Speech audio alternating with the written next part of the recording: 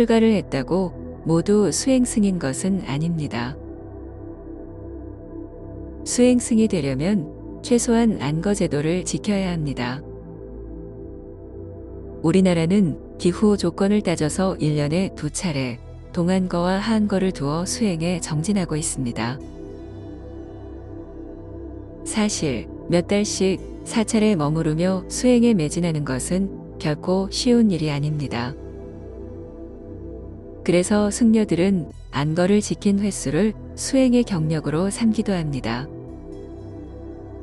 물론 성철 스님 같은 경우는 안거가 늘상 하는 일이고 심지어 장저불화를 실천함으로써 수행의 표상이 되기도 했습니다. 누워서 잠을 자지 않는다는 것은 육체의 피로가심의 일종의 고행입니다. 그렇기에 장저불화는 성철 스님의 수행과 도력을 말해주는 표식 같은 것으로 남아 있습니다.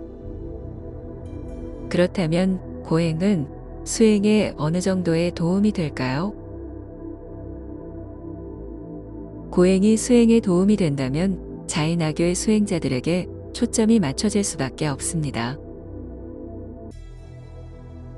자인아교의 수행자들은 실오라기 하나 몸에 걸치지 않고 인도 전역을 돌아다니면서 걸식으로 살아갑니다.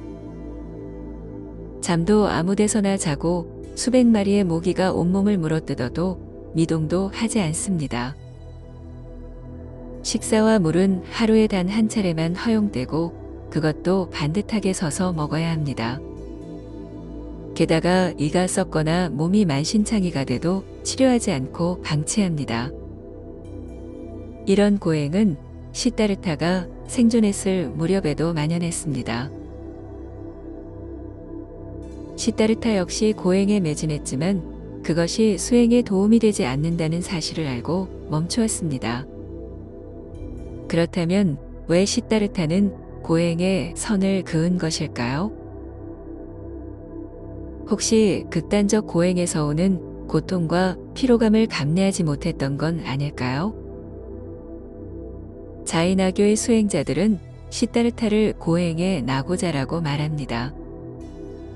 시다르타가 해탈하지 못했기에 고통을 견딜 수 없었다는 것입니다. 이에 비해 자신들은 해탈했던지 아니면 해탈에 근접했기 때문에 고통과 함께하는 것이 가능하다고 합니다.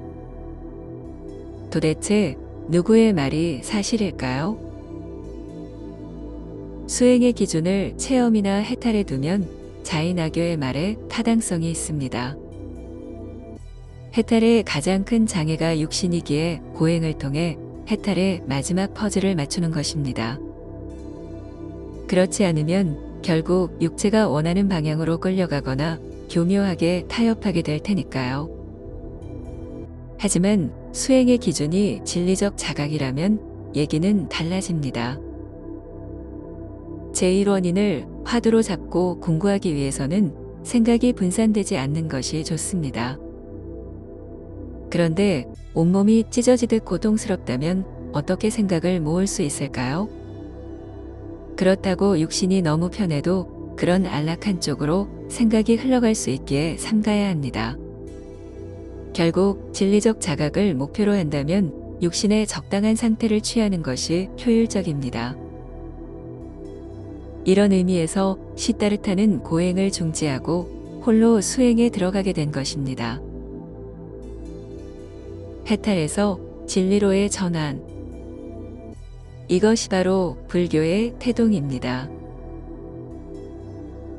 그러니 자인아교 같은 극단적인 고행이 불교에 개입될 수 없는 것입니다. 그런데 오늘날 불교는 진리보다는 해탈에 중점을 둡니다. 그래서 체험 보시, 탐진치, 열반, 심리, 인성 같은 것들을 쉽게 따지게 됩니다. 만일 해탈이 그렇게 중요하다면 불제자들은 전부 자인아교 수행을 따라하는 편이 좋을 것입니다. 육체마저 뛰어넘는 진정한 해탈의 경지를 맛볼 수 있으니까요.